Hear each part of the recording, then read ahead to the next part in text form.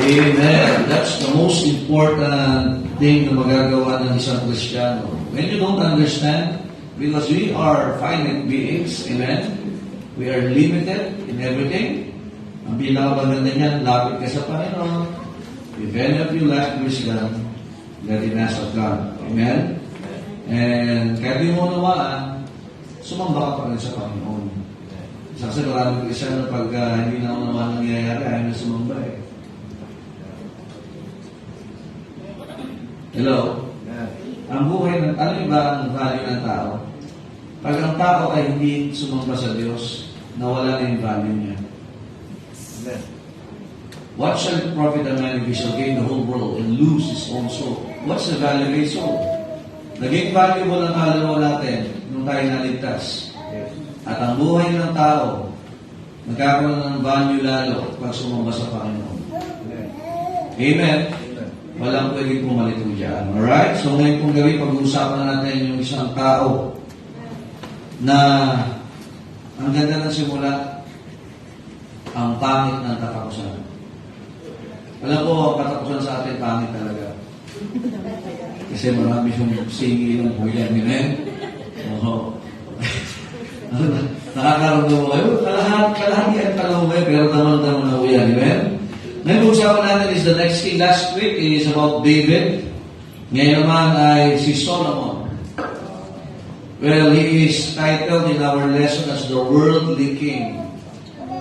Ang makamundong hari. Akala nyo, the righteous man, ano? Amen? He is titled tonight as the worldly king. We will be studying his life, part of his own. Hindi man mabubuo, pero yung may bisita tayo ngayong gabi. Sama ni Brother Brian. Ano? Ano pangalan niya? Ano? Lorraine. Ano ba? Lorraine. Ayusin mo kasing Lorraine, si Lorraine. Nagkamang Lorraine. Amen? Oo. Ako tinatawag mo yung sabi, ha? Okay, tayo po tayo lahat. And as well, just a single verse because medyo mahaba-haba ho ito. Kaabot po tayo ng Ecclesiastes. Amen? Amen daw. Okay, 1 Kings chapter 1. And let us read verse number 30 muna. Just for the sake of time. I hope that you are here to study God's Word. Amen? Alright, 1 Kings chapter 1 verse 30. Kung kayo ay lagi nakakapakinig na susundan yung lesson natin, we started mula sa book of Genesis, kay Adam. Ngayon, nandito na tayo sa mga kings. Amen? And we also finished yung pag-aaral sa mga disciples. So, I hope na tayo ay natututo lalo. Alright, 1 Kings 1:30. If you are there, say amen. Amen. Let us read verse 30. Go. Even as I swear unto thee by the Lord God of Israel, saying, assuredly Solomon thy son shall reign after me, and he shall sit upon my throne in my stead, even so will I certainly do this day. So we can see that God had placed Solomon to succeed si King David. Amen? Remember, nandiyan si Adonijah, nandiyan si Absalom, nandiyan yung mga anak. Makikita natin, ang tinawag ng Panginoon at pinahintulutan niya na pumalit sa trono ng kanyang ama na si David ay hindi yung mga napanganay. Actually, ito ay medyo bunso na ho ito. Amen? So we can see, mga kapatid, positionally, kung titingnan natin yung batas nila sa Pastomalia, laging panganay ang makatatanggap ng position or parental position pag nawala yung tatay. But it is something that God overtook, that ang inalaw niya na mag-lead ay si Solomon. Which is, kung titingnan natin, anak po ito ni Bathsheba. So, kung titingnan, bakit siya? Kaya yan ang problema din ni, nung kanyang isang lingkod. Nakikinig ba kayo? Yan yung problema, bakit siya? Kaya nga nagkaroon ng conspiracy. So, we can see that, bakit siya? Kasi, human speaking, bakit siya? Di papasok po yung sovereignty ng Panginoon. Parang sa ating panahon. Ano ang quality natin para iligtas tayo ng Panginoon? Nawala, di ba? Are we better than other people? No. Pero paano natin na pinahintulutan tayo ng Diyos maligtas? That's a blessing. Amen? Now, we cannot, sabi nyo yung missionary, we cannot arrogable. Amen? Hindi natin kayang arokin. Arrogable. Bagong English yun. Hindi natin kayang arokin ang kaisipan ng Diyos because He is infinite. Amen? But we should get secret things belongs unto the Lord, but those things which are revealed belong unto us. Now, the problem is, anong ginagawa natin ngayon kung ikaw ay iniligtas ng Panginoon? If you don't value it, then there's a problem in your life. Alright? So, I hope that we will be studying the Word of God tonight. Amen? Imagine, ginamit pa ng Panginoon dito, no? Assuredly. Kahit anong mangyari, kahit may kumontra, circumstantially impossible, historically impossible, but God said, assuredly. Nandiyan pa ho ba kayo? So, ganda na, grabe yung tiwala ng Panginoon dito. Amen? We will be studying His life tonight. Ay, pray manalangin. Panginoon, salamat po sa inyong biyaya sa gabi nito. Pagpalaan po ang pag-aaral at panangaral ng salita.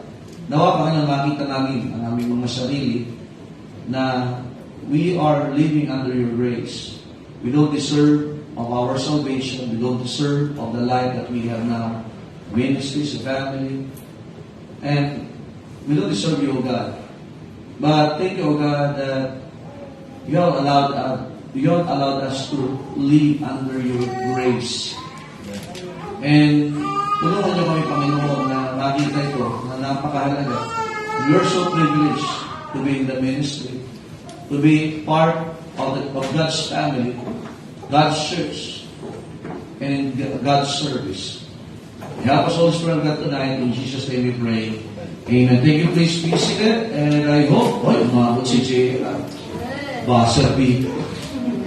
Here, tumakbo yun. Hindi na ako sumakaya. Amen? Alam mo, if we would study the life of Solomon, Solomon had a lordly income. Napakayaman po nito. Amen? Now, as you can see that a year, actually, in 1 year, tinatanggap niyang talents. I think 666 talents a year. Para itong number, amen? Ang isang average Jew, kaya niya lang magdala ng 125 pounds. But imagine, this king, annually, dumarating sa kanya, 666 talents in 1 year, and annually, it's about 83,250 pounds. Pag-compute na lang mo, mga kapatid. Amen? Actually, he was the Israel's most spread-trip king. Kung makikita natin, taxes, ang taas ng taxes ng panahon niya eh. Pero nakita, wala gano'ng nagreklamo. Amen? Actually, yung buhay ni Solomon noon, he was very rich. But remember this, that even in his richness or in his wealth, na-acquire niya, he has the most riches of all the kings that ever lived in Israel. Alright? Compute natin, hanggang doon sa mga divided kingdoms, siya pa rin. Tanda natin, mga kapatid, yung kanyang buhay, because of that wealth, it carries a message, mga kapatid, that even having those wealth, ay hindi assurance na naging maka-Diyos po siya.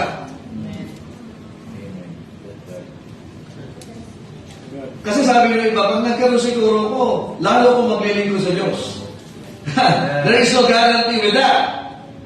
Siguro pagka nagkaroon ako ng ganito, ay okay na siguro ako spiritually. Pag nagkaganto ko, nagkaganyan ako, basta ano siguro ako ayos. It doesn't guarantee that you will be just like David when it comes to worship, pag ikaw ay yumaman. Now, makikita natin mamaya lalo yan. Now, parang ito sa panahon natin ngayon that most of people are living in a materialistic age. Amen. Hello? Ulitin ko. We will have a a sequence here of the life of David and Solomon, and then bago tayo dadalayo dyan. Kaya mga kapatid, ang buhay ni Solomon, he had specialized because of the wisdom of God. Remember, he asked wisdom of God. Tama ho ba? Wisdom and understanding para pamahalaan ang bayan ng Diyos. Now, when we talk about pamahalaan ng bayan ng Diyos, the primary word of a king must be to worship God. Amen. Alright? Amen. The reason why David sila po ay nananako noon, nung panahon na yun, to secure yung worship po ng mga tao. So that they will have food, they will be saved, amen? But during this time, mga kapatid, ay ito si Solomon, he had been devoted to the art of making money. Money is not bad. Actually, David had a treasury para magawa yung temple sa Jerusalem. And he used his own money, he used his own wealth para may tayo yun. Amen. Nakikinig ba kayo, amen? Now, as we can see, Solomon had made double or triple David has. So nakita natin, he built the temple in Jerusalem, pero ang nag-provide ng most of the money of that project ay si King David. Amen. Nakikinig ba kayo, amen? Ano sa nag-invest si Solomon? Public works. Ang daming mga tinatawag na establishments at napatayo niya. Ito pa matindi. Yung temple, yung Solomon's temple, natayo yun for 7 years. Yung palasyo niya, 13 years. You see, actually, he could do so much because of what he has during his time. Meron siyang wisdom, meron siyang peace. Nakikinig ba kayo, amen? Goals are being brought to him. Nang makita natin na akala niya yun na yung dahilan. But as we can study, kakaunti ang nagawa niya para sa mga actually, napakaliit niya compared to what David had done. Kaya hindi ibig sabihin, nang masagana ka, ay marami ka na magagawa sa Panginoon. Amen. That's right. Nandiyan po ba kayo? Amen. He brought magnificent buildings in Jerusalem. Pero ang problema, mga kapatid, malaki ang naging utang niya sa Panginoon. Sa pag-unlad ng kanyang personal na buhay, nakalimutan niya ang dahilan kung bakit siya nabubuhay. Amen. Number 1, in chapter 1, verse 30, there's 4 simple points. Simple. But terrible. Number 1, Solomon was divinely chosen. Sino naglagay sa kanya? It's God. He was born under significant circumstances. Sabi ko nga sa inyo kanina, kung titingnan natin mga kapatid, ito yung nagpapakita ng biyaya ng Diyos na handang magpatawad, maglinis ng kasalanan, and to justify a repentant sinner. Remember, David had sinned. Pinag-aralan natin last week yan. Amen? Actually, nagkaroon siya ng sakit sa balat. Amen? The reason why he was what? Siya ay pinalabas ng bayan ng Israel. Amen? Because of that sickness. Though people still followed him, God is what? Siya po ay pinatawad. Even he what? He committed adultery. He murdered one of his what? Faithful men. Makita natin na ang dami niyang ginawang kasalanan. At makita natin that the Bible is very true in Numbers 32 verse 20 that be sure your sin will find you out. David reaped the consequences of sin. Kaya sabi ko sa inyo, huwag kang maglalaro ng kasalanan. Amen. Pwede ikaw lang ang nakakaalam, ilan lang ang nakakaalam, pero ang Diyos alam na yan. Amen. Now, we can be forgiven, but the consequences of those sin ay hindi ka agad po yan mawawala. That's why makita natin, we must have a contrite and repentant heart for God. Amen. Amen. Kasi sabi ko sa last time, ibig sabihin hindi ka ng tawad ay okay na sa Panginoon, yes, but you need to win God. Right. You need to prove yourself again. Hindi yung magagalit ka pa pagka sinisingil ka. Amen? Amen. Kasi mga kapatid, na itong taong ito, Ano yung ang tawag kay, anong pangalan ni Solomon? Before he was called Solomon. Jedediah. Jedediah. Yeah. Iba sa inyo, hindi nyo alam. Si Tanggo lang ang kilala nyo. Amen? In 2 Samuel chapter number 12, si Jedediah. Hindi po siya Madaya. 2 Samuel chapter number 12, dapat napapamilyar mo tayo dyan. Amen? Isa lang nakasagot. Si Brother Raul lang. Ayan. Grano po yun, sir. Ha? May grano. Wala po. Ano lang, thank you po, thank you. Tibay lang, tibay. Thank you. 2 Samuel chapter 12, verses 24 to 25. Maganda pa kung magkakaroon tayo ng Bible quiz di pala, ano? From Bible, dito sa ating mga pinag-aralan. Sige, try nga natin yan. Alright, verse 21. And David comforted Bathsheba his wife and went in unto her and laid with her and she bare a son and called his name Solomon. And the Lord, grabe, no? And he said by the hand of Nathan the prophet, and he called his name Jedediah because of the Lord. It is a sovereign choice. It is a thing. Tandaan natin mga kapatid, may mga sirkumstansya doon sa kapanganakan natin. Amen? Kagaya ni Solomon. At wala tayong control po dyan. Amen? Kaya minsan marang tao, bakit ako naipanganak sa ganito pamilya? Bakit ako mahirap? Bakit ako ganito? Yun nga yun eh. We all have different reference point of reference. Iba-iba tayo ng pinagmumulan. Pero hindi pwedeng maging dahilan yung pinagmulan mo na para hindi mo puntahan yung dahilan kung bakit ka pinagsimula ng Diyos. Amen. Nandiyan pa ba kayo? Minsan may mga tao, sinisisi ang tao, kung ako lang yung mayaman, napaka-unfair ang hindi. Pwede mo nga patunayan, whether ikaw ay mahirap, whether ikaw ay hari, hindi naman ibig sabihin na hari ay sigurado na maglilingkod sa Panginoon, amen? At hindi na ibig sabihin pulubi ka ay maglilingkod kayo sa Diyos. Amen. Right. Sometimes we look on the circumstances kung saan nilagay lang mo natin sa ganitong pamilya. Wow. Kapatid, hindi sa ganun niya. Amen. Siguro kung ganito lang ang itsura mo. Hindi rin mo. It's all about taking God at His Word. It doesn't matter kung saan ka nakatira, anong pinagmulan mo, saan ka ang mahalaga, ano ang kinapagdarani mo, gaano mo pinahalagaan ang salita ng Diyos. Minsan magreklamo, may mga tao magreklamo, siguro kung matangkad lang ako.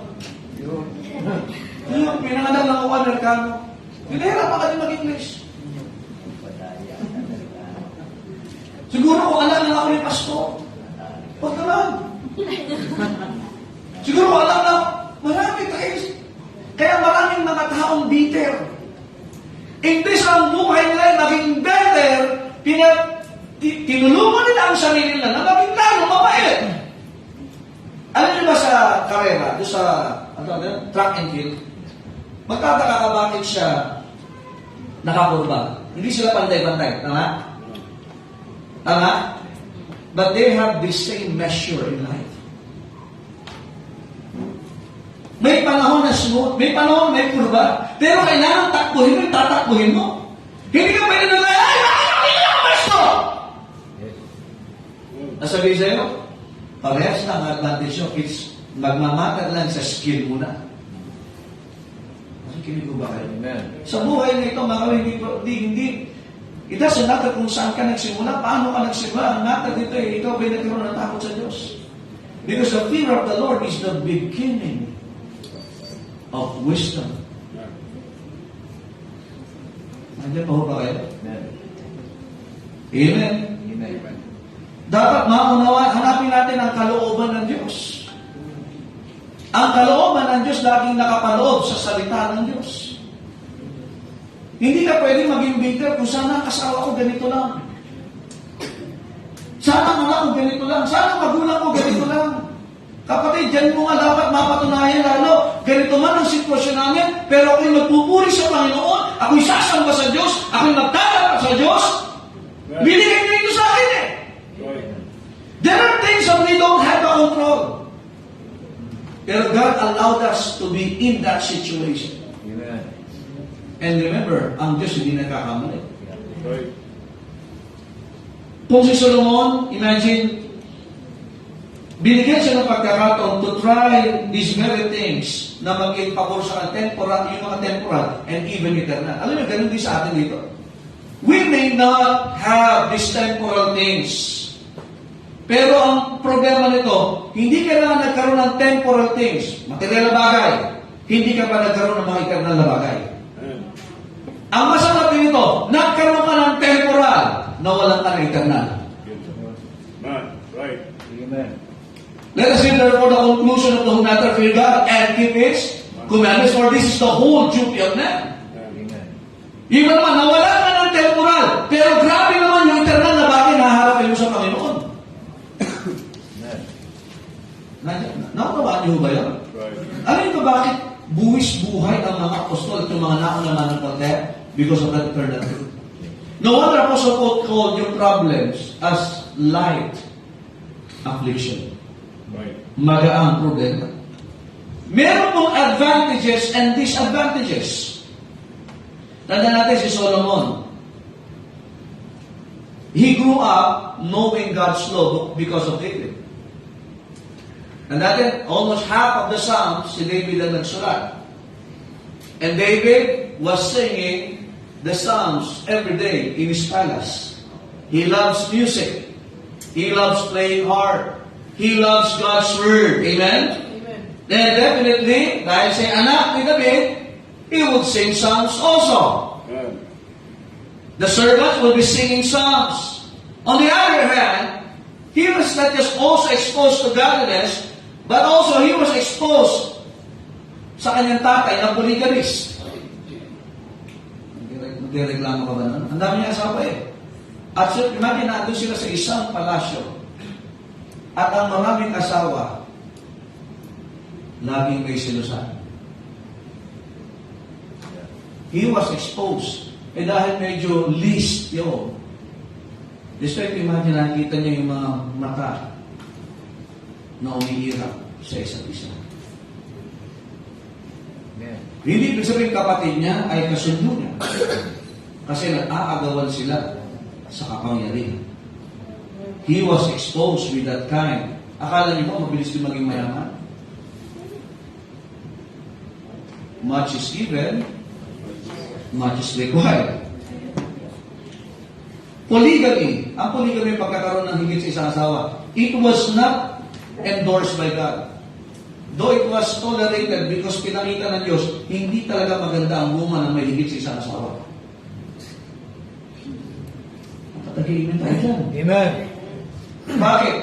Tingnan niyo nung meron sa tahanan ni David. Jealousy, backbitings, competition, at intrigue. Laging may intriga sila. Hindi yung sweldo nag-iintriga. Amen? Laging may masasabi. Just imagine he was living in a house, though they have godly souls there, his father, may mga gossip, may jealousy, kay Maika, kay Harry. Remember, ang dami yung there was always friction.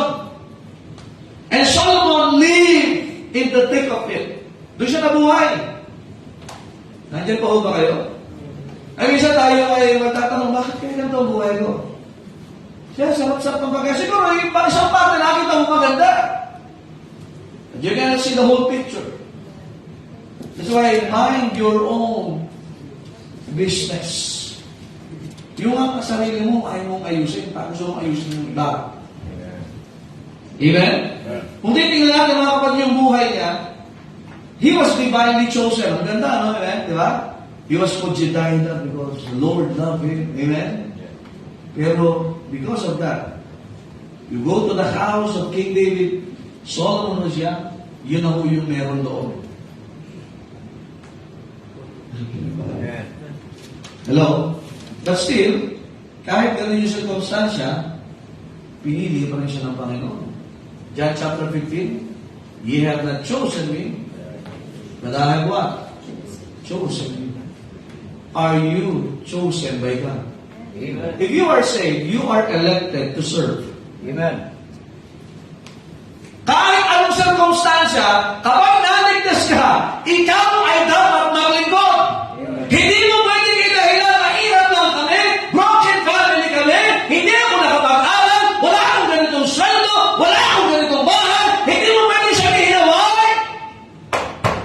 because God chose you to serve Him. Amen. Baka ako! Maranda na ako! Wala akong ano! Mga kapatid, you are chosen by God to serve Him. Sana yung pamilya ko, kagaya ng pamilya. Hindi ko gano'n mga kapatid. Nandiyan ba ho ba kayo? Amen? Are you listening? Amen. Ito nga masaklap eh. Ang dami mong pabor sa Diyos, hindi ka pa makapaglingkod. Amen. Right. Ang matindi, ang dami mong hinihingi sa Diyos, hindi ka naman makasama sa pulong panalangin. Amen. Right. Amen. Yeah. Kaya Amen. hindi ka pwede magreklamo. Yeah. Minsan, yan ang nangyayari sa atin, kaya tayo nagiging bilbat. Still, anumang circumstances sa buhay natin, imagine, God saved us to serve Him. Yeah. Ngayon, hindi mo nakikita yan, magpacheck ako sa Panginoon. May problema ka. Yeah. Amen. Hindi ka pinili. Huwag masyadong mataas ang tingin natin sa sarili, kaya tayo nasa gawain dahil magaling tayo. Wala akong magaling dito, mga kapatid. Amen. Lahat tayo ay under what?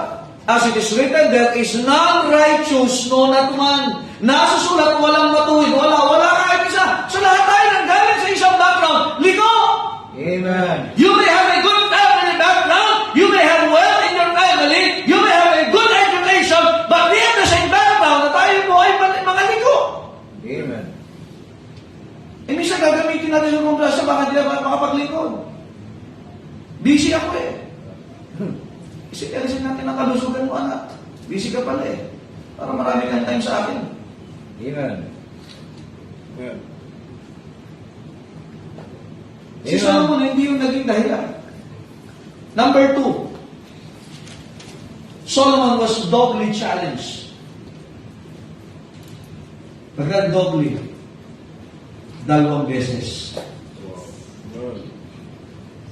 Now, it is recorded in 1 Kings chapter number 3 and 1 Kings chapter number 9. So, tingnan muna natin yon.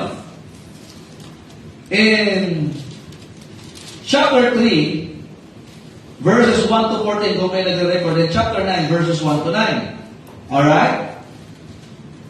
Nakita niyo po?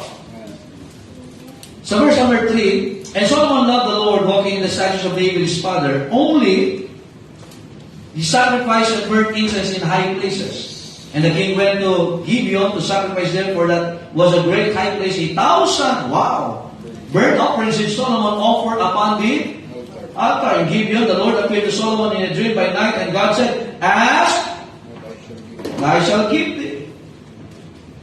Talo na po tayo sa verse number 10. And the speech pleased the Lord. Kasi ang hiniling niya is what? Wisdom. Amen? Understanding. Amen? At natuwa ang Panginoon. Alam niyo, natutuwa ang Panginoon pagka pinipili mo wisdom at saka understanding. Amen. Pinipili, ano gusto mo? Yaman? Siguro sa atin dito, yes, Lord. Ano gusto mo? Buhay ng mga kalaban mo? Oh, tama, binilang mo na, Panginoon, ito. Rakrain mo na ito. Hindi. Minsan may mga desisyon tayo, hindi natutuwa ang Panginoon. Amen. Lalo yung walang karunungan. Anong hiningi niya? Anong sa natuwa ang Panginoon sa kanya? Wisdom ang hinihingi niya. That Solomon had asked this thing. Hindi lahat ng hinihingi natin natutuwa ang Diyos. Lalo yung hinihingi natin walang karunungan. Verse number 11. And God said unto him, because thou hast asked this thing, and hast not asked for thyself what? Long life. Neither hast asked riches for thyself, nor hast asked the life of thine enemies, but hast asked for thyself understanding to discern judgment. Behold, I have done according to thy words. Lo, I have given thee a wise and an understanding heart, so that there was none like thee before thee, neither after thee shall any arise like unto thee. And I have also given thee that which thou hast. Pag tama talaga ang puso mo, kahit hindi mo hinihingi, ibibigay ng Diyos eh. Pero pag mali ang puso mo, kahit yung hinihingi mo, hindi pa ibibigay ng Diyos yan. Both riches and honor, so that there shall not be any among the kings like unto thee all thy days. And if thou will walk in my ways to keep my statutes and my commandments as thy father David did walk, then I will. That's a challenge of God. That's a challenge of God. Amen? Kung mabubuhay ka, kagaya ng tatay mo. Amen? Naiingatan mo ang aking mga kautusan, ang aking mga panindigan. pangako ng Diyos, ano? Amen. Pahahaba, kanino ang kapangyarihan magpahaba ng buhay? Diyos. Sa Diyos. Si Solomon, pwede niyang bigyan ng dahilan ng Diyos para pahabain ang buhay niya. Tayo kaya, binibigyan ba natin ng Diyos ng dahilan Come on. para pahabain niya ang buhay natin? Come on. Amen. Eh kung sa gawain, lagi mong gustong shortcut. Uh-huh. Amen. Right. Gusto mo ng blessing, ayaw mo namang sumunod. Amen. Gusto mo ng peace, ayaw mo naman ng wisdom. Amen. Marunong ka pa sa Diyos. In chapter 9, tingnan niyo po, chapter 9, another challenge. Imagine, doble yung challenge sa tinanggap ko sa Panginoon. Amen? If thou will walk. Amen? Chapter 9, verses 1 to 9. Verse number 4. And if thou will walk before me as David thy father walked in integrity of heart and in uprightness to do according to all that I have commanded thee, and will keep my statutes and my judgments, then hindi lang mahabang buhay, I will establish thy throne on thy kingdom upon Israel forever, as I promised to David thy father, saying, there shall not fail thee a man upon the throne of. But in verse number 6, but if ye shall at all turn from following me, pero kung tatalikod ka sa pagsunod mo sa akin, ye and your children, and will not keep my commandments and my statutes which I have set before you, but go and serve other gods and worship them. Look at verse number 7, it's challenge. Then will I cut off Israel out of the land which I have given them. That is conditional. Amen. Yes, we have love by God unconditionally. But we must receive the blessings of God in accordance to His conditions. Hindi yung mali na ang ginagawa natin, i-bless ka pa ng Diyos. Hindi totoo yan. Pwede mayaman ka pero hindi ka masaya. Amen. Oh, ito sabi ng Bible. Amen? Amen. Which I have hallowed for my name will I cast out of my sight, and Israel shall be a proverb, and by a byword among all. People, imagine, grabe, tingnan nyo ha, He demonstrated His faith. He offered 1,000 burnt offerings. Nakikinig ba kayo? Amen? Bakit? Ang kaisipan noon, alam niyo ba, meron tinatawag na voluntary offering. Sa Old Testament, dalawang category, dalawa ho yung kinds of offering. Voluntarily and compulsory. Ano yung voluntary offering na ginawa niya? Hindi hiningi ng Diyos to. It was a burnt offering. 1,000. Yun yung bagay na hindi mo pwede limitahan. Kung sige, gusto mag-offering ng 1,000 burnt offerings, then you must. But there is a compulsory offering for the Israelites. Ano yan? Sin offering and trespass offering. Kaya sa simbahan, ganun din, meron tayong compulsory offering, which is tithes. And voluntary offering. Nandiyan pa ho ba kayo? Because this offering talks or speaks about Calvary. Amen. Sin and trespass offering, Christ became sin for us. Kaya our salvation, hindi pwedeng ibang offering, maliban sa offering na ginawa ng Panginoon. Amen. Amen. Amen. He also has this appreciation. Imagine 1,000 burnt offerings. Are you listening? Because God gave him wisdom. Yun ang hiningi sa Panginoon eh. Pero kung babalikan po natin mga kapatid, nung sa dedication ng temple, 2 Chronicles chapter 7, ilan ang kanyang in-offer? Nung binigay siya ng wisdom, di ba? 1,000. Doon sa dedication ng Temple of Solomon, ilan? 22,000 oxen, 120,000 sheep. Nandiyan pa ho ba kayo? Amen. Because he entered into a covenant relationship with God. Amen. Kumusta? That's why our offerings Alam, nakinig kayo, tingin dito. Yung paghahandog natin sa Panginoon, it pictures kung gaano kalalim ang ating tipan sa Panginoon. Amen. Kaya kung mga sa mga na-open pa sa tithes and offering, palagay ko, ang tipan mo sa Panginoon, ano? Tip lang. Amen. Yung na-open pa? Ulitin ko, dalawang klase ng offering. Voluntary, no pressure at all. Amen? Out of your heart. Amen? Pero may compulsory.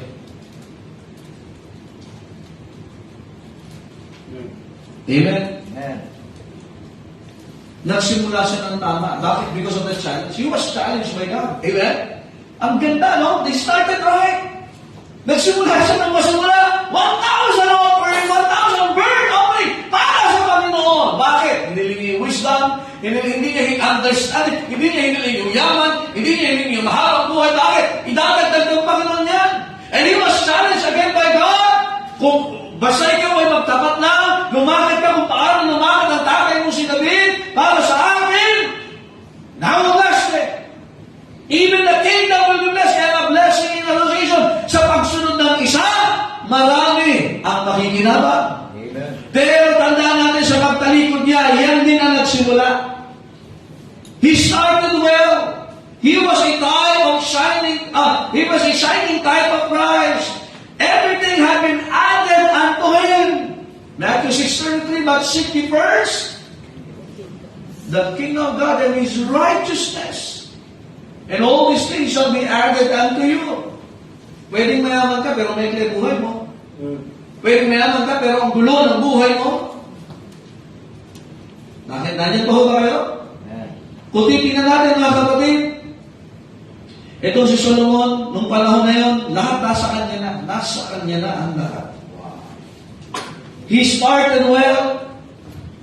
It is a great thing to start well. Marami nagsisimula ng tama. Nung medyo bata-bata pa, gumagawa ng pangako sa Panginoon. Even for works, even for sickness or health, richer or poorer, para sa Panginoon. Bigay todo. Ang ganda ng simula. Nung simula, nakaamoy. Kagaya ni Solomon. Hindi sa akin mahalaga ang yaman. Hindi sa akin mahalaga ang mga kaaway ko, yung buhay nila. Ang mahalaga sa akin, Panginoon, ikaw. Amen. Panginoon, yung karunungan mo. Panginoon, maunawaan ko yung gusto mo sa buhay ko. Minsan na mga kapatid, pag mga bago ko mga Kristiyano, ganyan yung ating naisip sa Panginoon. Pero kumusta na ngayon? Many can start well. Pero kagaya ko ng mga naglalakbay sa dagat, nag-iiba minsan ang direksyon kung saan ang ihip ng hangin. Marang mga mag-aasawa minsan, kamatay na ang mag-iwalay sa atin na ba? Ilang panahon pa lang, parang iba na ang ihip ng hangin, kapatid. Parang hangin, masamang hangin na masamang amoy pa. Iba na ang business mo ngayon. Iba na ang nagtutulak sa iyo ngayon. Dati-dati talaga kaya mong tiisin, darating ako sa simbahan, punta ko dyan! Pipilitin ko umabot dyan! Ngayon, okay lang, kahit yung umabot, busy. Come on. Amen. Hey. Talagang parang yung sa baseball, talagang makikipagbalyahan ka, hindi ako sasabihin! Amen. Ngayon, ayos ka, chillax ka.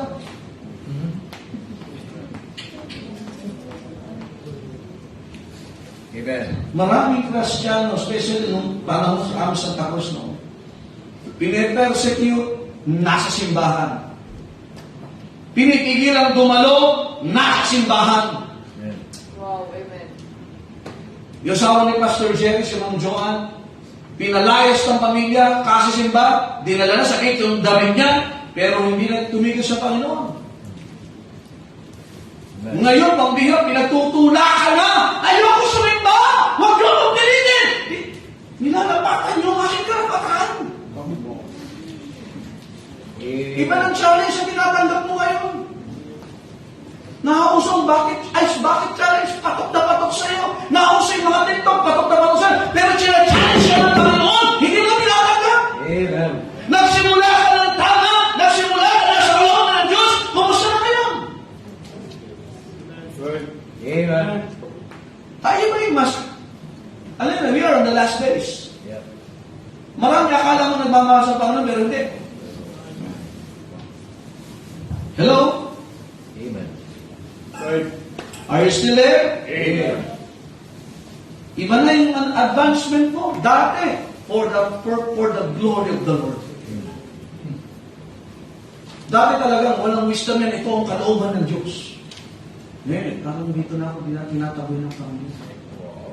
Panginoon, sigurado yung Panginoon talaga nagtataboy sa iyo, ha? Kung palayo ka sa gawain ng Diyos, hindi Panginoon yan. Amen. So bakit? Panginoon din, the God of this world. Yeah. Number 3. The question is tonight, are you challenged by God? Amen.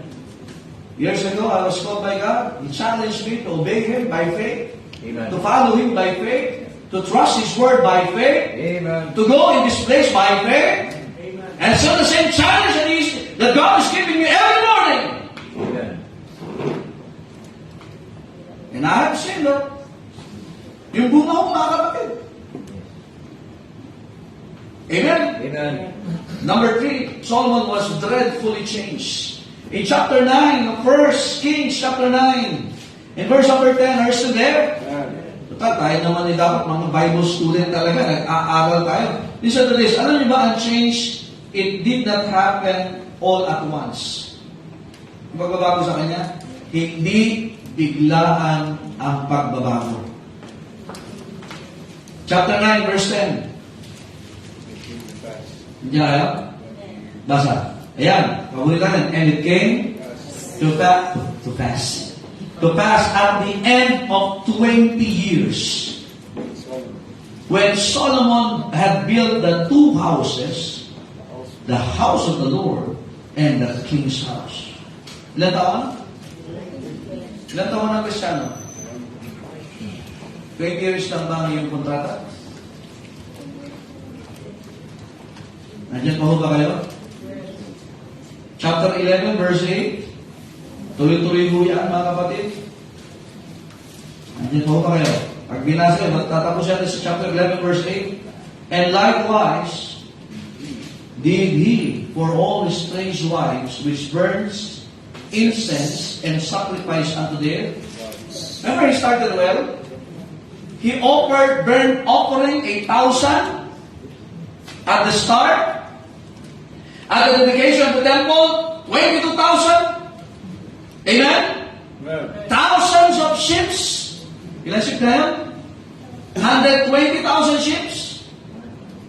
Pero ngayon, matatapos ang buhay niya, nagsasamba na siya, nag-i-incense mabango, at nagsasakripisyo na, kung babasahin yung chapter 9 hanggang chapter 11, na nagkaroon siya ng asawa na anak ni Parao.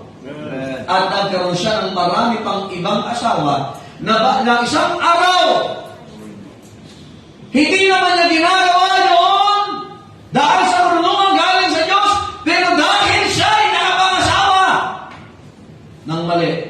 Yeah. Mali na rin ang ginagawa niya. Amen. Kailangan yung sinasabi dito, ha, kapatid. Okay yan, yung mga infatuation, kilig factor. Pero tingnan mo ang dulo niya. Right. Isa nakakaaway pa yung mga pastor. Eh. Bakit yan?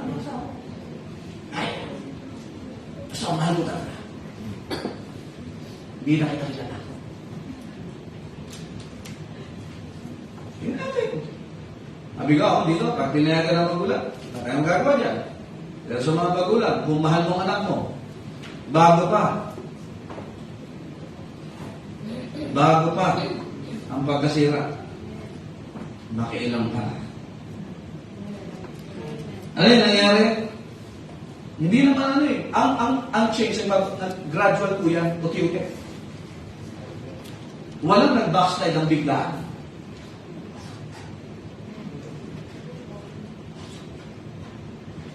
Ang composition ng pananampalataya niya, dapat sana kagaya ng ginto na tinatanggap niya. Good.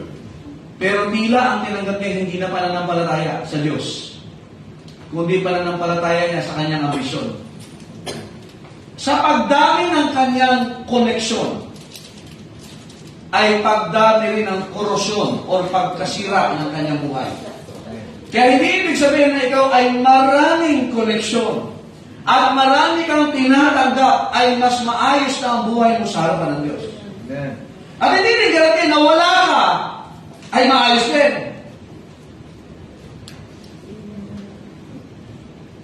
Nandiyan pa ho ba kayo? Amen.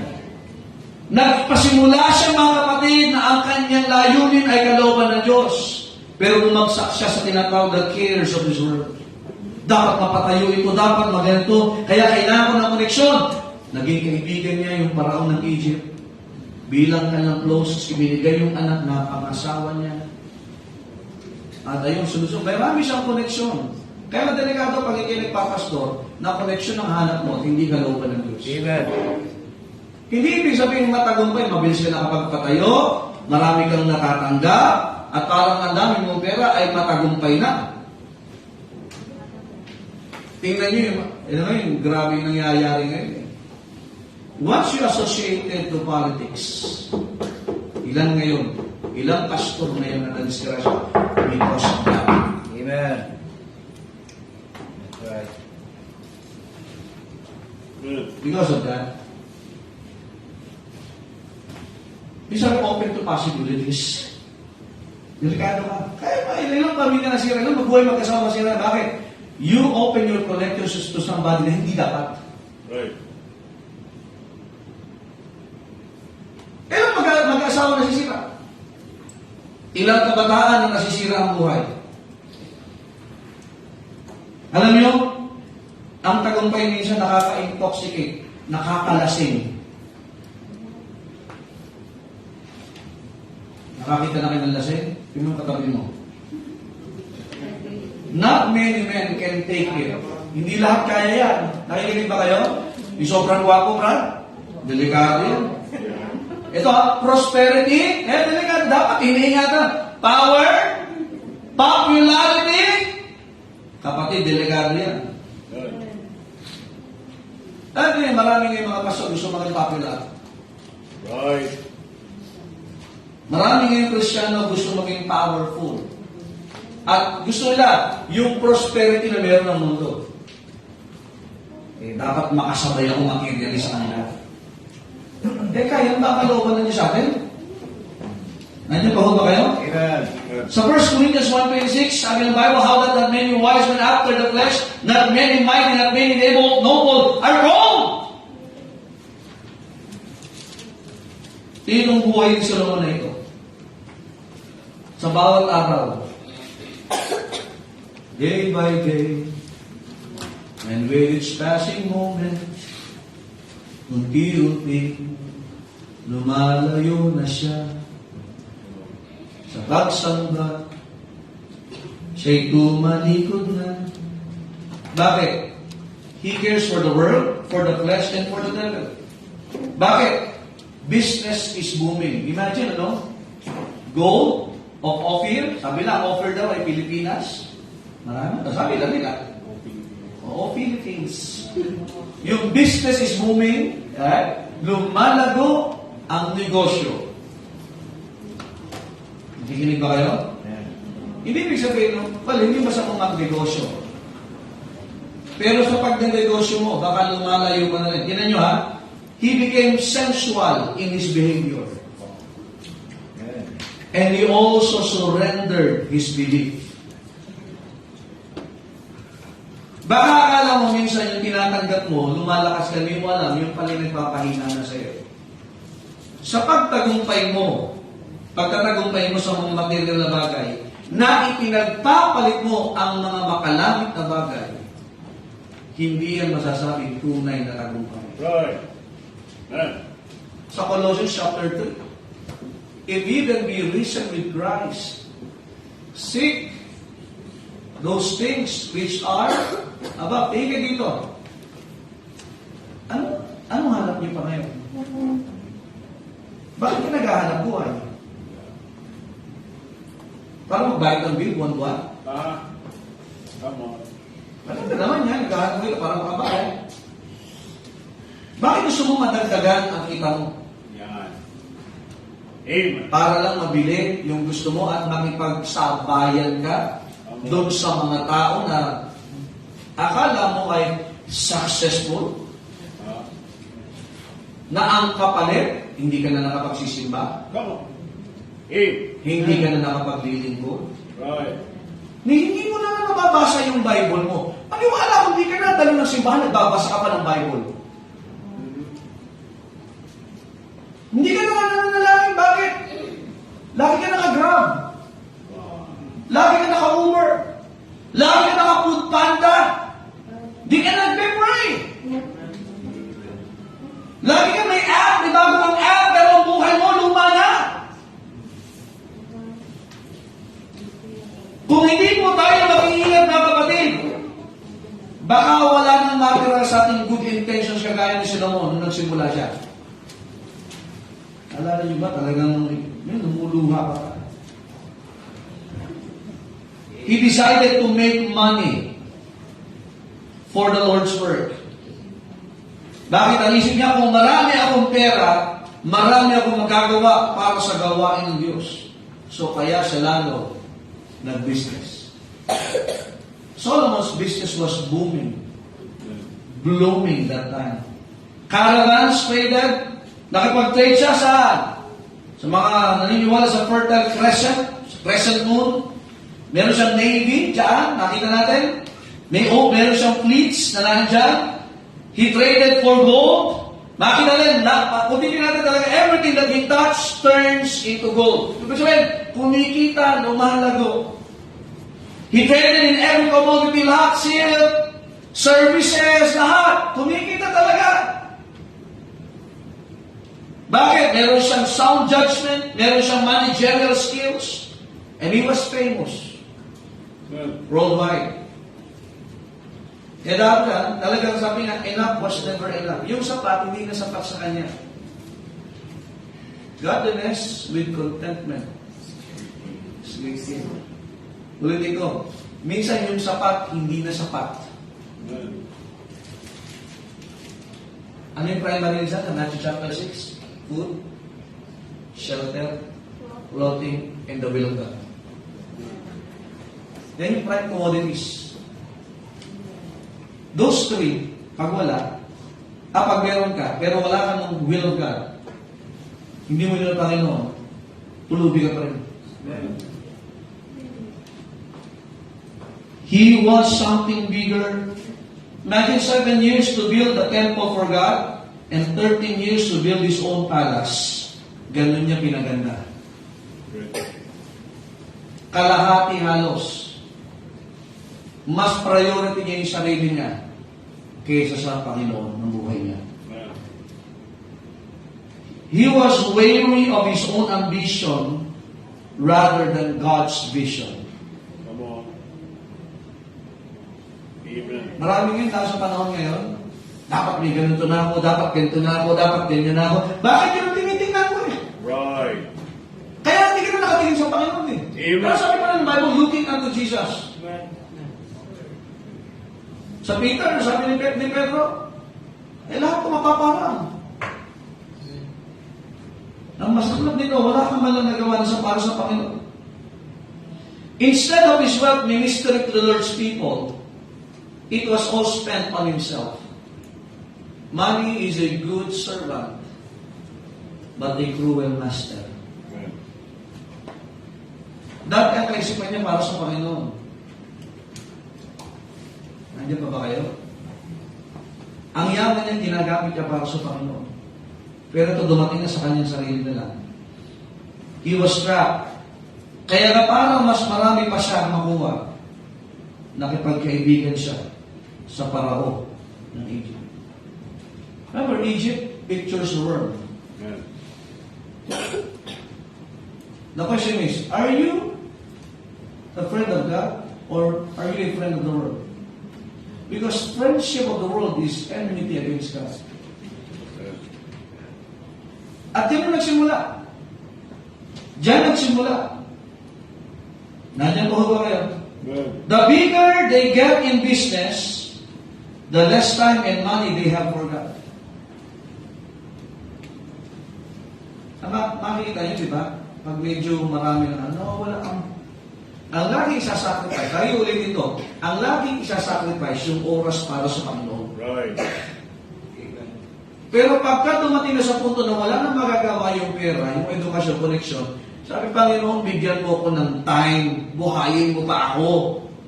Pero nung nabubuhay, binibigyan ng lakas ng Panginoon, ang Diyos lagi ang kakarampot. Tapos sasabihin, unfair ang Diyos sa akin. God gave you 6 days, yung 1 day nga sa Kanya, half day pa. Kaya marami yung Kristyano, trap na yung isipan nila, talagang kulong na kulong na.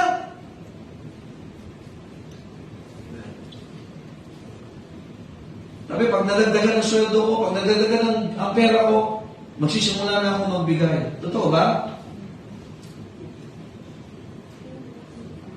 Nagbibigay na ako sa gawain ng Panginoon. Pag nabayaran ko na yung kotse ko, nabayaran, hindi totoo yan. Nabayaran ko sa mong kinuha sa Shopee, kumuha ka na naman ng bago.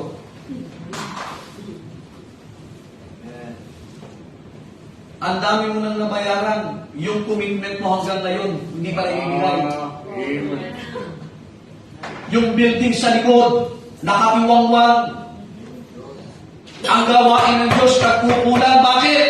Maraming Kristyano, siguro pagka makapagbibigay na ako. Yan din yung iisip ko sa mga siguro pag yumaman ako, mas marami akong mayahan doon. Hindi totoo yan. Hindi totoo yan. Ang dami kong ba? Kaya tignan nyo marami sa atin talagang, hindi pa, blessing mo ang trabaho. Kung hindi mo napapabayaan ng Panginoon mo. Kailan ba nagiging sumpa ang pagpapala? Kapag ka ang Panginoon mo, pinaliguran mo na.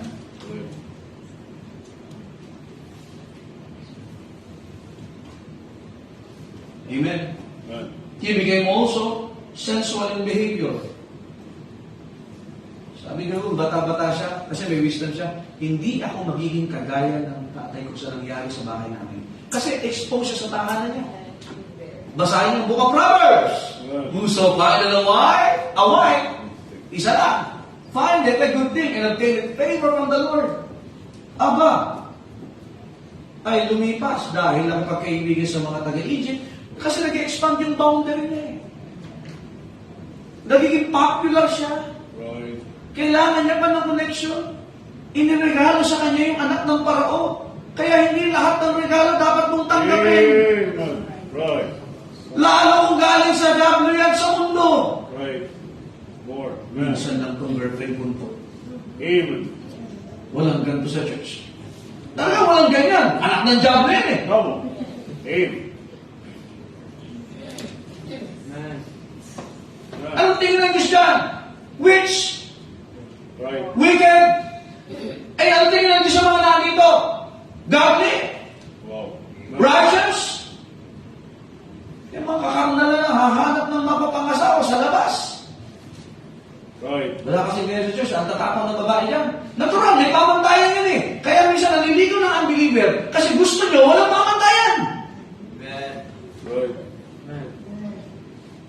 Kaya ang mga tatapang dito, may pinoproteksyon, may iniingatan. Hindi basta-basta yan. Kaya mga mahihino na lahat, believer na nililigawan. Come on. More. Oo naman makakapag-asawa kayo, walang problema yan eh. Ngayon, kay Solomon, ganyan nangyari. Good. Pero inano din niya. Sige, hanap ng bako. Hanap ng maganda, sige. Sige ba? Ayaw yung mga Diyos.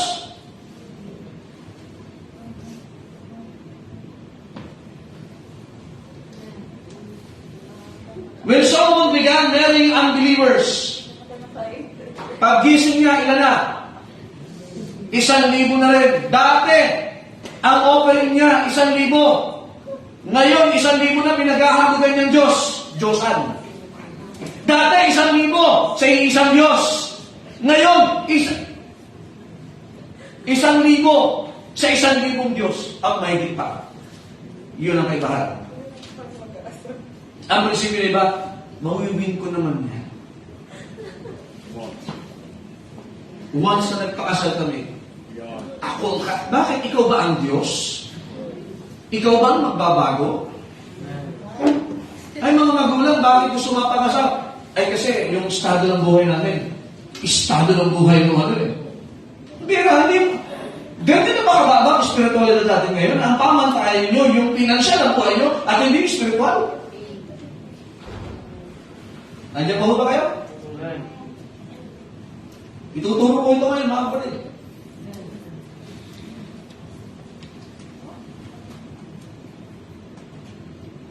Be not unequally yoked together with what?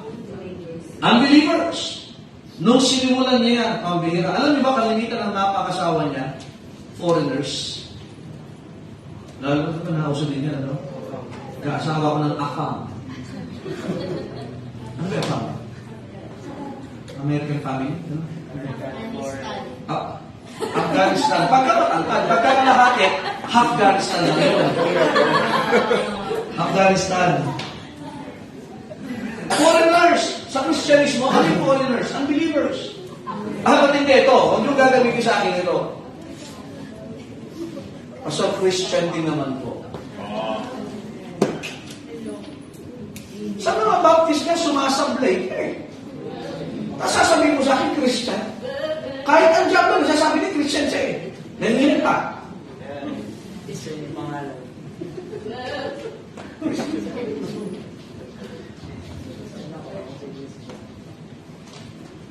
Siyempre, may wisdom sa Solomon. Ginamit niya sa mali yung wisdom niya.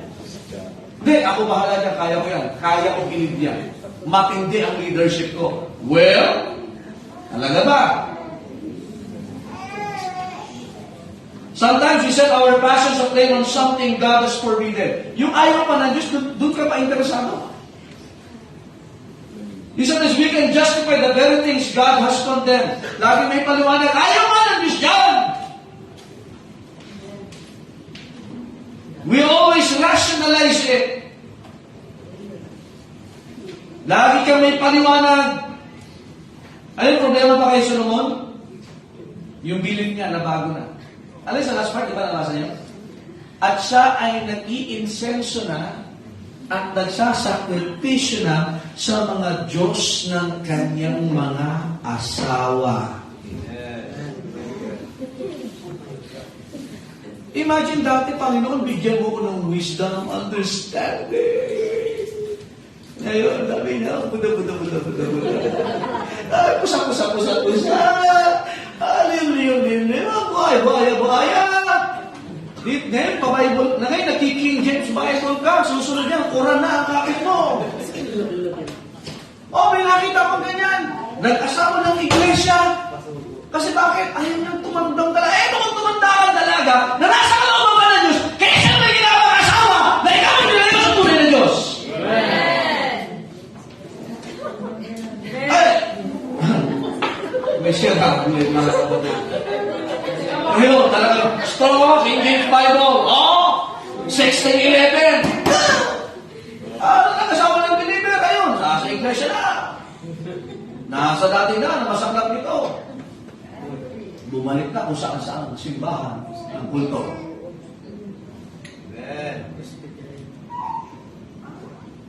May ma-open dito sa akin. Kasi si Solomon, sabi ng Bible, meron siyang largeness of heart. Ibig sabihin ng malawak ang kanyang pangunawa. Hindi kaya ko. Makinig mo, ang lawak ng pangunawa ginagamit para sa Panginoon. Hindi para ipaliwanag kung bakit mo binigyan kasalanan. Loko.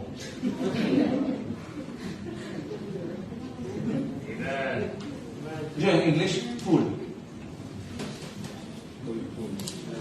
Kasi ibig sabihin ng large of heart, broad-minded. Broad-minded ka ba? Open-minded ka ba?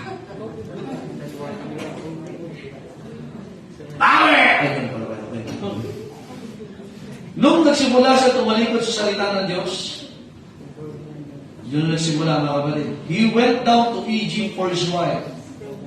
Dinala niya rin yung mga false gods. Remember, when you married somebody, you are married also to his or her God. Tagalogin ko ha?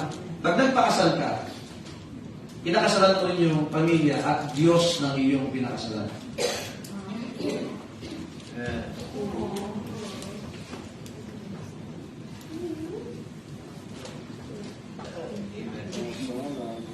Ito ha, ang ganda ng Jerusalem nun, di ba? Ang yaman ha? Imagine, dahil sa dami ng asawa ni Solomon, dinala niya ang Babylon doon sa dapat blessed and holy land. Bakit naandun yung mga Diyos-Diyosan ng mga asawa niya? Kaya kung gusto mong magdala sa tahanan mo, sa pamilya niyo ng maraming Diyos-Diyosan, mag-asawa ka ng believer. Broad-minded ka eh. Malaki ang puso mo, kaya mo tanggapin kahit mali. He brought abominations inside Jerusalem. Nalala niyo pinag-aralan si Nimrod? Nalala niyo pinag-aralan si Genesis kung ano pinagagawa nila? Imagine, ang ganda ng Jerusalem, beast. Yan ang kaibahan. Nagsimula ng tama. Natapos ang parang may tama. And number 4, Solomon was duly chastened in chapter 11, especially verse number 9. Tignan niyo po. Tara, dito na tayo para mag-aral eh. Sulitan na natin to. Eh, sabi niyo, you appreciate your pastor. Amen? We love you, pastor! Alaga ha, di ka nga nadalo eh. We love you. Di ka nga nakikinig. We love you. Wow, amen. Yung daanin sa mga ganyan. Pakita mo paglilingkod mo sa Panginoon. Verse number 9, and the Lord was angry with ano? Di ba? At first, he was loved by the Lord. Pag mo sabihin, hindi nagkagalit ang Panginoon. Ito kagandahan pag Wednesday service eh. No holds barred. Sabi yan, and the Lord was angry with, di ba he was loved by the Lord? Nung may wisdom. Nung tama ang panalangin. Baka akala mo kahit mali ang panalangin mo, natutuwa ang Panginoon sa'yo. Because his heart was turned from the Lord God of Israel, which had appeared unto him how many times? Twice! He was challenged twice by God, and yet,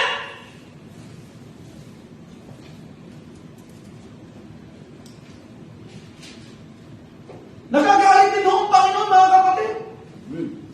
Kala ko bago kala ko ba God is love? Bakit nadali niya tao sa impyerno? Yes, God is love. God is also just. And He is perfect. Right. And He is no respecter of persons. Kahit sa Solomon pa, kahit may wisdom, kung mali ang buhay niya, mali ang puso niya, magagalit talaga ang Panginoon. Pag mo sabihin, mas mahusay tayo kay Solomon yan. Gusto, nilikumin ako ngayon. Pero mali puso ko. Hari po siya dito. Hari ng sangkay. Makinig ko kayo. Promise is not performance. Hindi porke nangako ka, natupad mo na. Right. Para kang politiko. Maraming Kristiyano nangangako, iiwan ko na ang kasalanan, magtatapat na po ako, susunod na po ako sa Panginoon, magsusuko na po ako. Hindi mo pa ginagawa yan. Baka magaling na tayo sa pangako, pero hindi mo natin ginagawa. Good intentions in life are of little values or value unless they are translated into action. Mali bang gawin mo? Magandang intention mo, pero hanggat hindi mo ginagawa, walang halaga yan. Gusto ko na talaga maglingkod sa Panginoon. Anong ginagawa mo ngayon? Gusto ko na magsuko ng buhay sa Panginoon. Ano ang ginagawa mo ngayon? Gusto ko na mahalin ang asawa ko. Ano ang ginagawa mo ngayon? Gusto ko na maglingkod. Gusto ko na... Hindi pa rin laging good intention. talaga magbago. Lagi mo sinasabi yan. Pero hindi mo naman ginagawa. Imagine si Solomon, 1 Kings chapter 11, verses 4 and 5. Diyan pa ba kayo? Amen. 1 Kings 11. Alam mo, gusto ko talaga umatin ng prayer meeting. Kaya lang. Good intention, walang value pa rin. Kung hindi mo i-turn into action. Gusto ko talaga sumunod sa magulang ko. Ano gusto lang? Gusto ko mag-asawa. Okay, magkakalain mo na yan. Chapter 11, verses 4 and 5. For it came to pass when Solomon was old. When Solomon was Oh.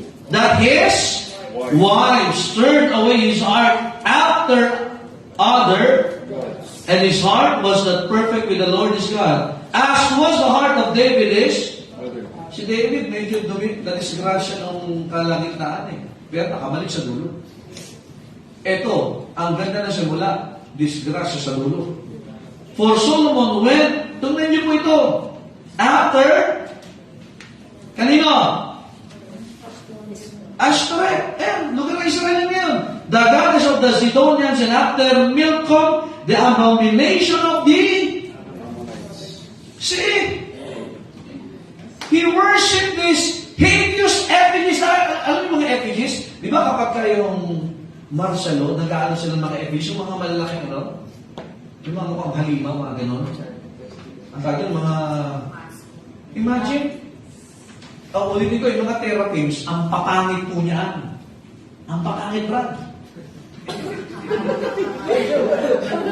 Pero imagine, yung ipinaparada ngayon, dati kinamumuhian ni Solomon, doon sinamba na niya.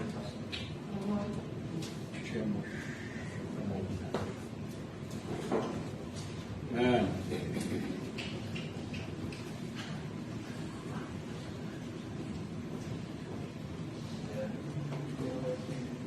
Okay? Sinamba na niya, mga kapatid. Alam yung budulot ito, babasahin niyo pa yung mga kasunod. Wawasakin ng Diyos ang kaharian niya. Kay David, yung scepter ni Dianes. Kaya na na-divide yung kingdom panahon ni Jeroboam. Ni Rehoboam. There was a Jeroboam. Alam niyo yung ginawa ni Solomon, napakatalino niya. Sinubukan niyang patayin si Jeroboam, pero nakatakas si Jeroboam. Kasi alam niya si Jeroboam ang gagamitin ng Diyos para paluin siya. Nakinig ko kayo, kahit anong gawin mo, pagka ang Diyos namalo, kahit anong gawin mong takas, mapapalo ka ng Diyos. Salamat na lang, pwede pa tayo manumbalik at maging tama sa Panginoon ngayon. Alam niyo, nakakita na kayo ng yung pagong na naliligaw. Nalala ko bata ako, pag brown out, yung pagong nilalagyan mo ng kandila sa likod, di ba? Pinapupunta mo sa'yo, hindi napunta. Nilagyan mo pa ng kandila, naligaw din naman. Maraming masyado ganyan. May ilaw pero naliligaw. Kasi meron na sinusundan iba. Solomon lost his sense of direction. Nawala na sa tingin niya yung totoong kalawalatian na nasa Panginoon. Right. Kaya pag hindi na ang Panginoon ang tingin mo, siguradong tulog ka na ngayon. Amen? Dati nagtitiwala siya sa salita ng Diyos, kaya may Solomon's Temple, it is a house of prayer. Kanina siya nasa manang? Ay Ashtaroth. Pag pinag-aralan yung mukha ni Ashtaroth, at saka yung mga kamay niya, grabe. Brad, ang pangit talaga. Nakakatakot. Wow. Minyong, ang bihira. Angelo, nakakadiri ang mga itsura ito, si Ashtaroth. Pangalan pa lang, Ashtaroth na eh. Isa pa lang yun. Yeah, imagine, he used his great gifts for the wrong ends. Marami siyang kakayang gawin, pero ginamit niya sa mali. Ang tanong, kailan mo papagamit ang buhay mo sa Panginoon? Papayagan ba sisirain ng Diablo ang buhay mo? He finished his days writing the book of Ecclesiastes. Amen. Kahit tama ang pronunciation mo dyan, pag mali ang buhay mo, mali ka pa rin. Kahit mali ang pronunciation mo, pero tama ang buhay mo, tama na yun. Galing-galing mo sa grammar, hindi ka naman nagsisimba. Galing mag-English, ang buhay mo naman parang... Alam niyo bakit isulat ng Ecclesiastes din? Pinahintulutan ng Diyos? He wants to undo yung mali niyang buhay. Kaya diba sa vanity! All vanities! Always! Vanity, kaya meron siya vanity mirror. Hindi ko alam kung bakit yan lang. Imagine yun yung buhay niya. Kung may ibabalik lang.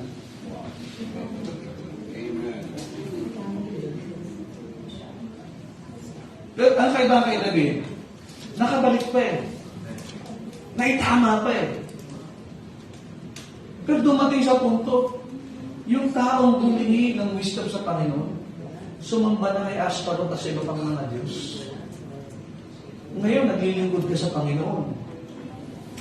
Yang paliban-liban mo ng simba, simula na yan. Baka mamaya, bumalik ka sa pagkakarakon. Lalaking-lalaki ka na ngayon, baka mamaya bumalik ka.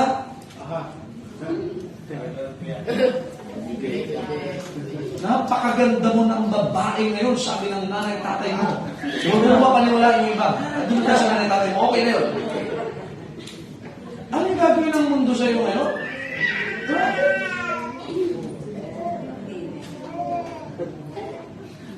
It might well have been the quiet Solomon na sabi, gusto niya makabalik eh. Nawa, hindi mangyari sa atin ito. Huwag mo sabihin magaling ka. Huwag mo sabihin mayaman ka. Mayaman siya. Maunlad. Konektado sa maraming influensyado. Kaya nga nagkaroon ng unbeliever eh.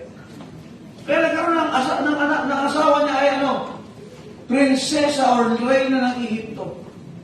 Kahit ang mukha ng mga pangasawa mo yung mala reyna, kung taga-Ehipto yan, jablito at jablita pa rin yan. Pastor, may connection kami. Friends ko kasi sa mga trabaho dati yan eh. Kaya pinagkasundo namin kahit hindi Kristiano. Pero balang araw, magiging kami bahala, Pastor. At mas magaling ka ba kay Solomon? Eh sa puwisis nga bagsak pa. Mas may wisdom ka kay Solomon?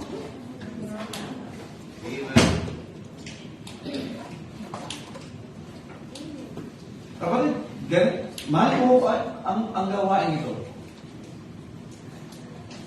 Hindi ako magpipresent ganito kung ang habol ko ay pabor lang ninyo. Amen.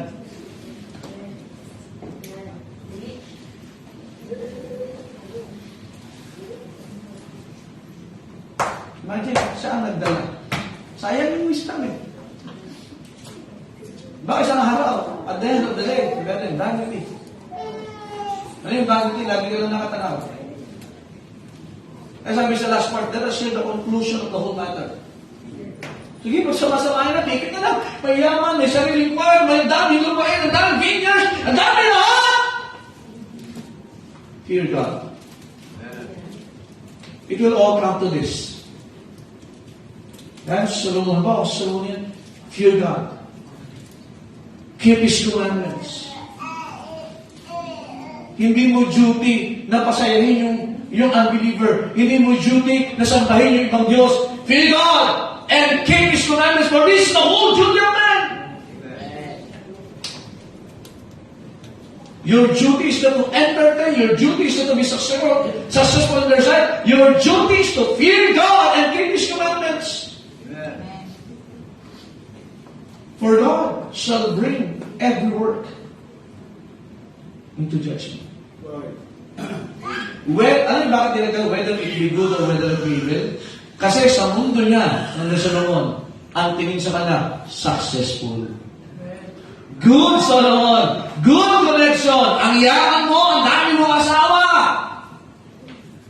Wala kang kaaway, ang Diyos lang.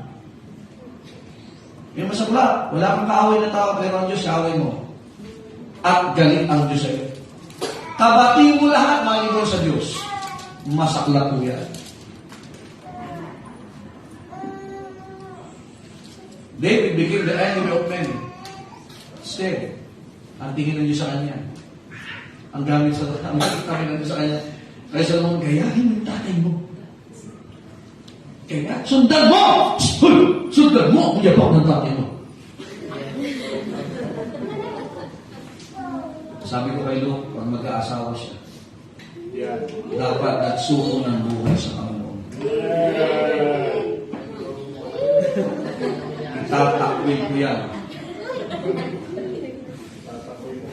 Pagka hindi, dapat nagsuko ng buhay sa Panginoon. Si Levi bata pa yan, naggatas ka muna anak. Si Lois, maglampas ako muna sa iyo. Ano? So, balang araw dito, kakaroon ng astarot, gawa na. Mababaon ako sa mukha.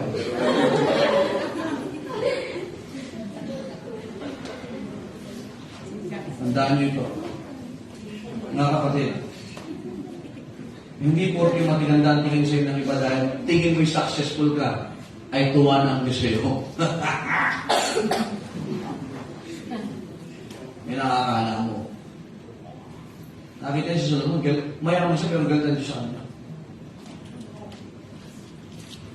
Ang masakla bago ko matapos ang buhay niya, galitan Diyos sa kanya. Napakahalaga ko ba yun? Ang bango ng amoy mo sa ibang tao, pero sa Diyos, ang baho mo. Walang pabangong pwedeng magtaklob sa kabahuan ng ating kakarnalan. Nakikinig ba kayo? Si Solomon, negro. Medyo lang ako. I am black but family. Sabi niya, maitim ako pero kakali-halina. Kagaya ng mga text na sa Kedah. Kasi black yun eh. Goat's hair. Di ba sa atin ito mukhang goat? Amen? Pero kahit na maputi ka, hindi kayo. Kahit na maputi ka pag backslider ka, ang pangit mo pa rin. Ang masarap ito, maitim ka na, backslider ka pa. Ano nang natira sa atin?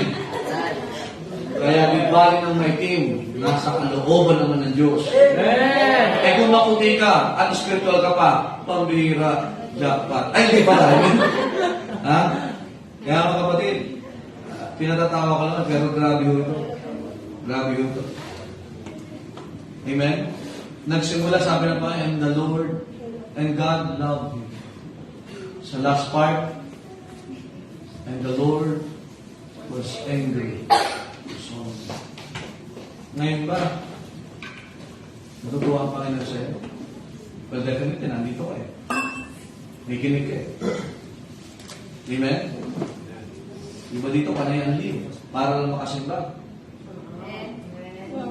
Ninervous lang ako, baka masisantil pa. Pero at least, yung pananampalataya nandun. Pero masaklat nito, pag sa simbahan, hindi ka makapag-lead. Pag sa outing, naka-lead ka.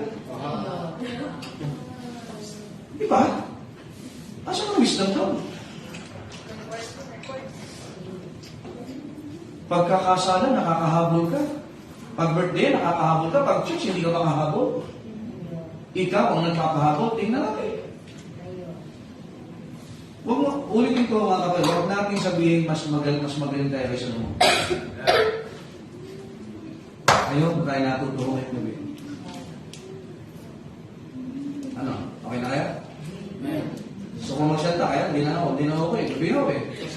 Tayo po tayo lahat, tayo po nalang. Panginoon, salamat po sa inyong salita. Palaan na po, Panginoon, ang mga anak. I know it's my heart for His people, O God. You have given us a series of lessons. Hindi kami para pahinahin, kundi upang lalo kami magpasalamat, Panginoon, kami nakakapakinig, napapaalalahanan. At nagkakaroon kami ng banal na pagkatakot po sa inyo. Na mababalikan namin ang dahilan kung bakit po kami nandito. Para lulatin ang inyong mga. Real glory is to glorify you, O God, in our life. Tulungan niyo po ang inyong mga anak as we make our decisions tonight to get right with you and to align our direction in accordance to our worship to you. In Jesus' name we pray. The altar is open, brethren, and I do believe a lot of things has been said tonight. The Word of God has been serving tonight. But it will all come sa decision natin. Solomon started well, but finishes worst. He wants to undo his wrongdoings. Pero ang hirap na. That's why he gave this last lesson for us na makita natin na iba ang success na meron ng mundo sa success na binibigay ng Panginoon. Doon sabi ng Panginoon at Tropos of Doon, Robert Shepard and stewards, they demand be found faithful. God seeks our faithfulness. God is glorified in our holiness. Fear God and keep His commandments. It doesn't matter kung anong tingin ng mundo. Maybe people will say, ay, sama naman nangyari sa'yo. Wala nangyari sa'yo. Nasa Panginoon ka pa kasi. But God is glorified. Just like Stephen, when he was being stoned to death, God, the Lord Jesus Christ, standing on the right hand of God. Why?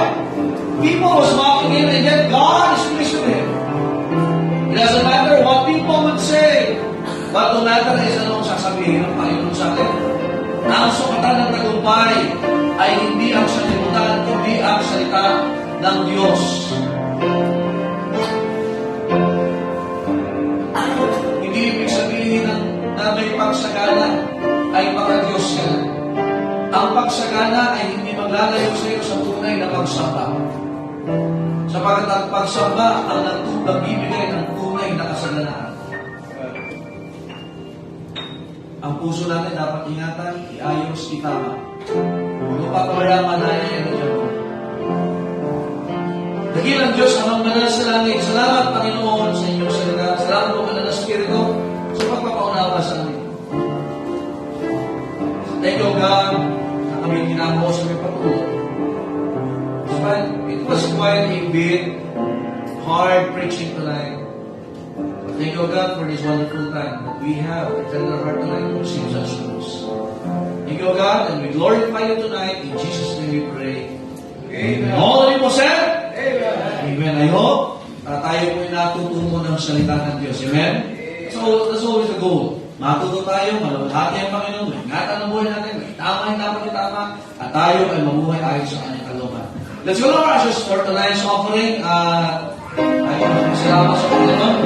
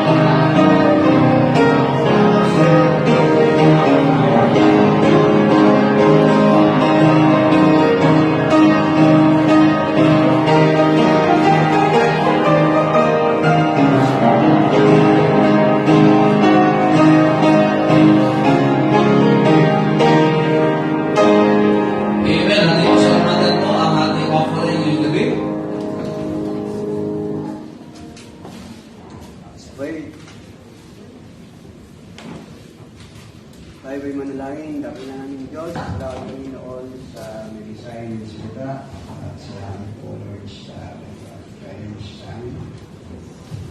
Upang kami po ay patuloy na mapaglingkod po sa inyo at sa pastor ng pili namin. Maraming salamat po Panginoon sa inyong buhay na patuloy po ginagamit upang kami po ay patuloy turuan.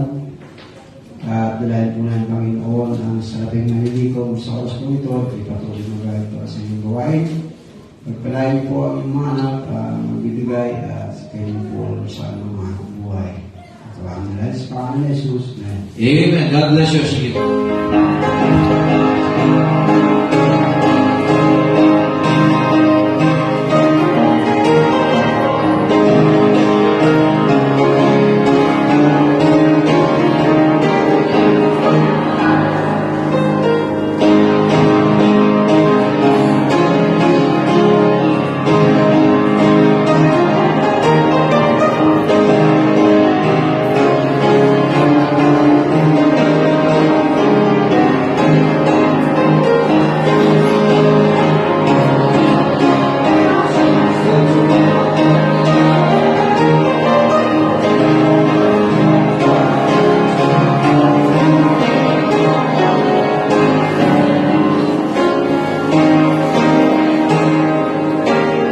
Amen. Salamat sa Panginoon. Tayo po natin tumayo. Are you happy tonight? Amen? Take it as an opportunity because yung pag-aaral natin isang araw, kayo naman ang magtuturo niyan sa iba. Amen? Alright, let's all close in our prayer. Brother James, please. Ano mga bago ni Brother James sa araw? Amen. And let's pray, Lord, Heavenly Father, salamat Panginoon sa iyong pong biyaya sa aming service ngayong gabi, sa iyong pagsama sa pagbubuhay na iyong pagkalaw. Salamat Panginoon sa pagkakataon sa muli, hindi sa aming lahat pagkakataon na may lapit sa iyo ang mga panalangin at maging Panginoon sa patuloy na paghahamon sa amin sa pamamagitan po ng Espiritu. Salamat Panginoon sa buhay ng aming mga pastor, kung siyang patuloy na ginagamit mo para ngayong maging galuyan po, ang iyong pong paghamon at pagpapala sa amin sa pamamagitan po ng iyong pong salita, Panginoon. At nawa, ikaw ang patuloy na mag-ingat sa aming pong pansamantala ng pag-iwalay at muli balik niyo kami sa susunod po na gawain ng aming simbahan. At sa iyo po papuri, dinadakila ka namin, tinataas sa gabing ito. Ito po ang isang sa panalangin sa mga sa pangalan ng Panginoong Jesus. Amen. Amen. Thank you. God bless you. Good night. Ingat mo. Support our outreach this coming Friday and soul winning. God bless po.